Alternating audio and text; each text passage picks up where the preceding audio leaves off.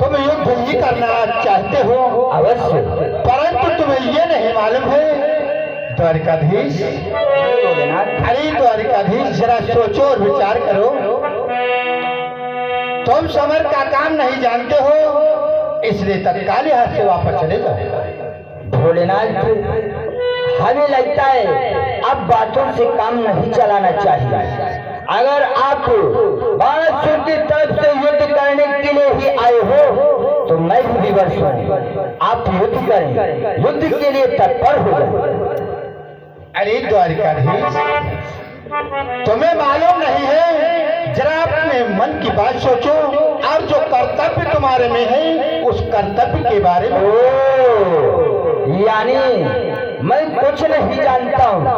अरे भोलेनाथ, मैं क्या नहीं जानता हूँ? आपने जो किया वो भी जानता हूँ, आप जो करने वाले हैं वो भी जानता हूँ। कहो तो मैं बतला दूँ। बोलो। क्यों साके बरीदा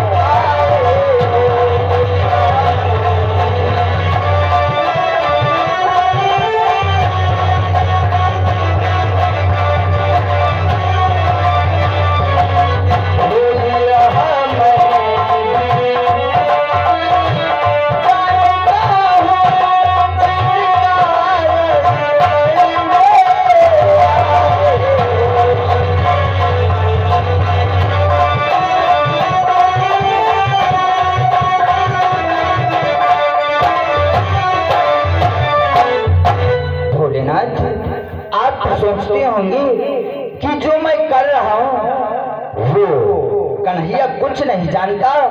ऐसा नहीं है भोलेनाथ, आप उनका को वरदान देने वाले और आप ही तो हमारे अनुरुद्ध कुंवर को लेकर के आए हो। और तो और इस वक्त आप और क्या करना चाहिए बतलाओ। बोलो। कि तुमने ही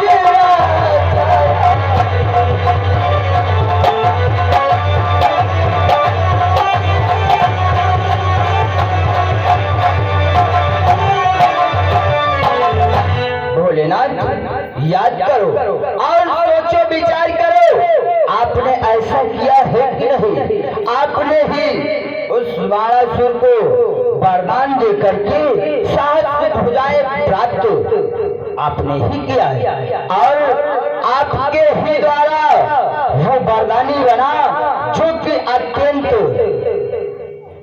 जानवरों का वध किया, अनेकों राजाओं की राज छीनकर उनको पराजित किया, अनेकों राजाओं को उसने मार दिया और आप ही आज उसको बचाने के लिए खेल करके आए। इसलिए मैं तो आपसे यही कहना चाहता हूँ, लाओ हमारा पोता अनिरुद्ध को और हमें वापस कर दो और आप कैलाश पर्वत पर जाकर के तुम्हारे पोता अनिरुद्ध को वापस करा दूं और मैं अपने कैलाश पर्वत वापस चला जाऊंगा। अवश्य होगा, ऐसा कदाप नहीं होगा। यदि यही इच्छा है तो हमारा तुम्हारा युद्ध होगा और युद्ध में अगर मुझे पराजित कर दिया तो अपने पोते अनिरुद्ध को छुड़ा लेना और अपने नगर को वापस चले जाना। ओ, यानी आप अपने भक्त को वरदान दिया है, वरदान के विमुख नहीं हो सकते, कदाप नहीं। आप ये युद्ध स्थल छोड़कर नहीं जा सकते। चलो यही राय है अगर तो चलो तत्पर हो जाओ। अवश्य भोलेनाथ, अगर आपकी यही इच्छा है तो मेरी भी यही इच्छा है। अवश्य इसका निर्णय युद्ध से ही होगा।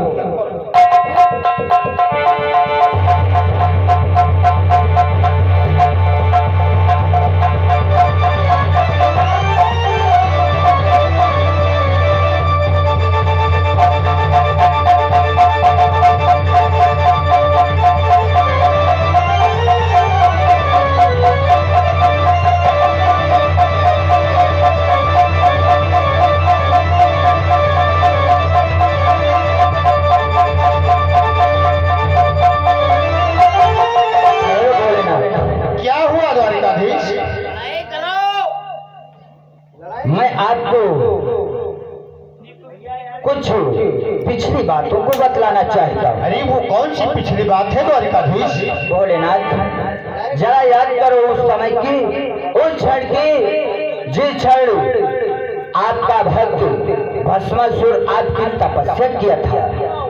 आप उसकी तपस्या पर प्रसन्न होकर उसको मनचाहा वरदान अग्नि का वरदान प्राप्त किया था और जिस क्षण आपने भक्त भस्मासुर को अग्नि का वरदान दिया तो आपका ही भक्त भस्मासुर आपको भस्म करके माता को अपनाना चाहता था। उस क्षण आप भागने लगे, भागते भागते तीनों लोगों तक गए, किंतु आपकी रक्षा व सहायता कोई करने वाला नहीं मिला। अंत में आपने सोचा कि चलो चलते हैं क्षीर सागर के पास, वहाँ पर क्षीर सागर निवासी हरि विष्णु हमारी रक्षा अवश्य करेंगे। आप हमारे क्षीर सागर में आए, आपका दुख देखकर मैं भी अत्युचित हुआ और नारी का भेष बनाकर उस आपके भस्मासुर नामक भक्त का वध किया था। उस क्षण को याद करो और इस क्षण को याद करो। मैंने आपकी रक्षा सहायता न किया होता तो आपको भस्म करके माता को अवश्य अपना लेता। और आज हमारा पोता अनिरुद्ध कुंवर बाणासुर की बंदी गृह में है तो आप उसकी तरफ से युद्ध करने के लिए आए। वाह द्वारिकाधीश, जरा सा काम क्या कर दिया। इसका मतलब तुम एहसान के बंधन में मुझे बांधना चाहते हो, ये कदाप नहीं होगा द्वारिकाधीश। तुम्हारा कहने का मतलब ये है कि मैं अपने भक्तों को वरदान न दूं। अरे क्यों ना वरदान दूं, जब हमारा भक्त मुझे खुश कर सकता है तो मैं अपने भक्तों को क्यों ना खुश करूं। अवश्य भक्तों को अवश्य खुश करना चाहिए और प्रसन्न भी करना चाहिए। मैं ये नहीं कहता कि आप अपने भक्तों को वरदान न दें, उनको दर्शन न दें, उनकी रक्षा व सहायता न करें, करना चाहिए, लेकिन हर एक भक्त को जान भी लेना चाहिए, समझ भी लेना चाहिए कि आखिर ये भक्त ऐसे वरदान को प्राप्त करके आगे क्या करेगा, इसका आगे क्या परिणाम होगा। आप कुछ सोचते नहीं हो, भांग के नशे में आपने आपकी भक्त थोड़ी सी ही तपस्या कर दिया, आपने प्रसन्न हो गए, प्रसन्न होकर एवं मस्त जितने भी वरदान देना था आप उसको दे देते हो, उसका परिणाम आपके लिए ही हानिकारक हो जाता है। इसलिए भोलेनाथ आप मेरी बात मानो और इस रण क्षेत्र से वापस चले जाए। मैं वापस चला जाऊं? कदापि नहीं। अगर तुम्हारी इच्छा है तो चलो, युद्ध करने के लिए तत्पर हो। ओ, अगर ऐसी बात है तो फिर तैयार हो जाओ। तैयार हो।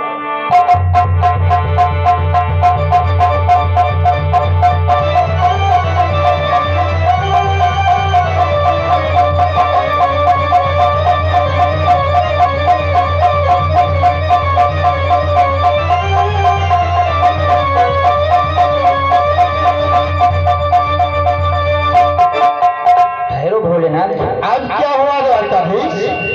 भोलेनाथ बोलो। जरा सोचो और विचार करो, अगर हमारा और आपका युद्ध यूं ही इस प्रकार से होता रहा तो इसका अंत तो कभी हो ही नहीं सकता है। इसमें वर्षों हो जाएंगे किंतु न तो आपकी पराजय होगी न तो हमारी पराजय होगी, ये सदियों तक युद्ध ही चलता रहेगा। अरे द्वारकाधीश, बातों से काम नहीं चलेगा। अगर युद्ध करने आए हो तो युद्ध करो, वरना यहाँ से वापस चले जाओ।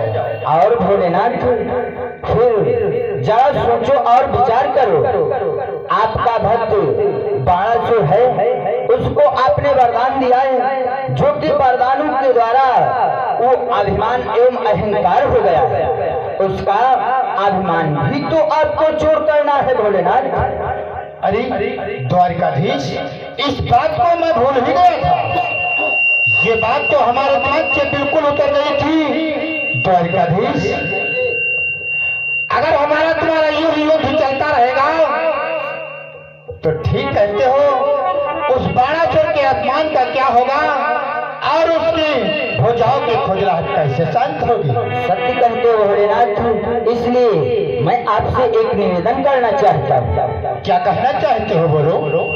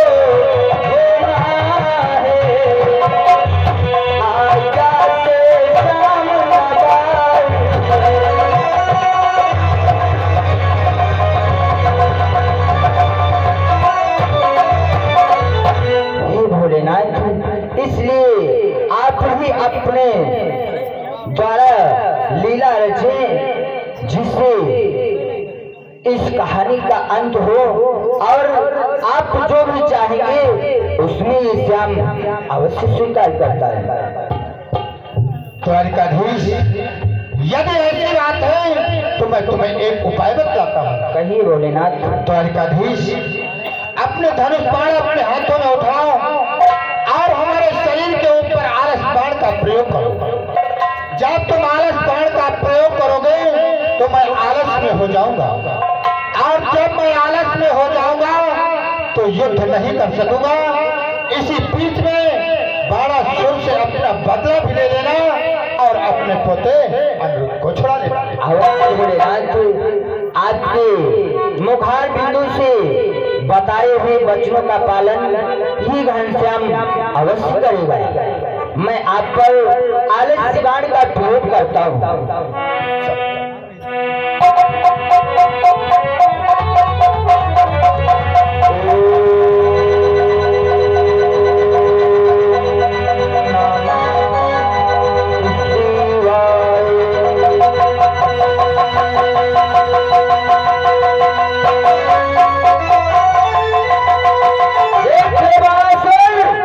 बाहर निकल और देख, तेरे भोलेनाथ रण क्षेत्र छोड़कर चले गए। चल तत्पर हो जा मारने के लिए। क्या भोलेनाथ कहाँ को चले गए? अवश्य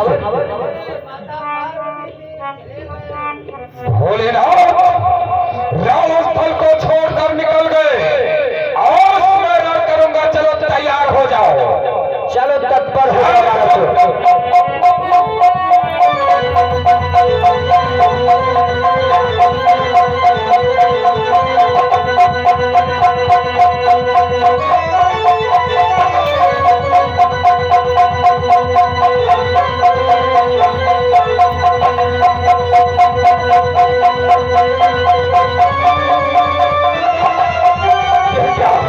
मैं विजय नहीं पा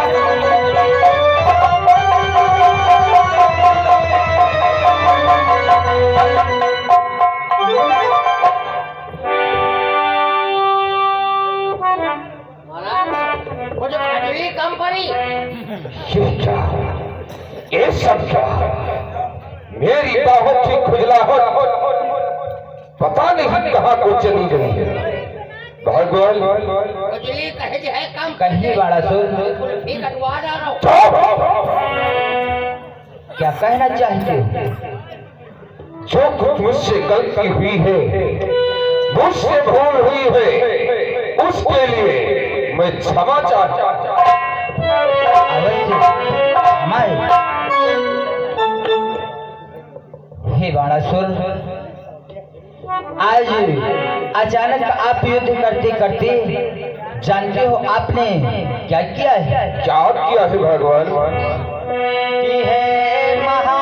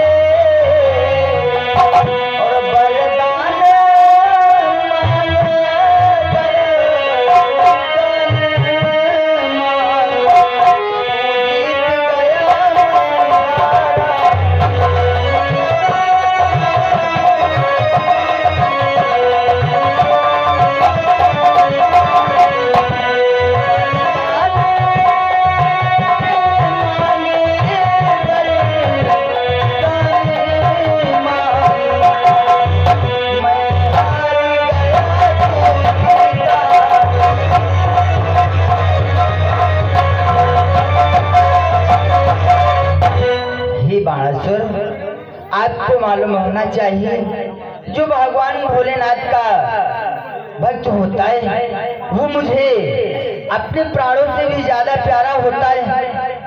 इसलिए आप वरदानों को प्राप्त करो, आपकी इसमें पराजय नहीं बल्कि विजय हुई। वाह भगवान वाह, धन्य है आप और धन्य है आपकी माया। भगवान कहिए बाणासुर, मैं आपसे एक वरदान प्राप्त करना चाहता हूँ। कौन सा वरदान? भगवान जैसा मैंने अपराध किया, हाँ वैसा फल पाया हो, पर दीनानाथ केंद्र फिर भी मैं शरण आपकी आया हो। मैं वरदान प्राप्त प्राप्त करना चाहता हो कि मेरे 1000 भुजाएं हैं, इन 1000 भुजाओं में से 996 भुजाएं काट कर पृथ्वी पर गिरा दो, शेष मेरे 4 भुजाएं रखो। बस मुझे यही वरदान चाहिए। अवश्य बाणासुर, अवश्य ऐसा ही करता हूँ।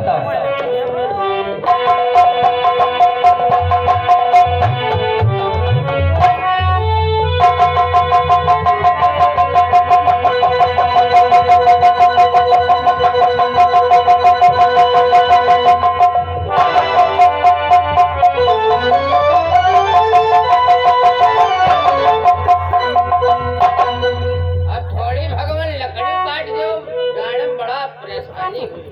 क्या कह रहे हो? जाड़ा लग रहा है? वो जाड़ लागत थोड़ी लकड़ी काट दो। अरे तो लकड़ियाँ अपने हाथ से काटो। हम सोच रहे नए हो कुछ कहीं भगवान से लकड़ियां कटाएगा और तू क्या करेगा? अब ताल पे भाई सिगौर का तू रंग रंगलिया बनाएगा ना? तू तो जानते हो हमारा। हे भक्त बाणासुर, और जो भी आपके हृदय में वरदानों को प्राप्त करने की इच्छा हो, वो आज मैं आप पर अति प्रसन्न हूँ, आप अवश्य प्राप्त कर सकते हो। वाह भगवान वाह, बस हमेशा इसी प्रकार से दया दृष्टि बनाए रखना। अवश्य। बार जी दूर से बोला कर कान में बोलता है, फिर इतनी तेज बोलता है। मैं तुमको हरावत हो और बड़ा कहीं की है, बताओ। जाओ कारागृह को जाओ, बेटे अनुरुद्ध कुंवर को और बेटे उषा को कारागृह से मुक्त करके यहाँ पर लाओ। हाँ, और जाना जल्दी से लेकर आना, कहना आपके बाबा श्री भी आए हैं। अच्छा बाबा हो तुम? अवश्य। बाबा मुद्दा है का? देख रहे हो? अरे कुंवर के बाबा है।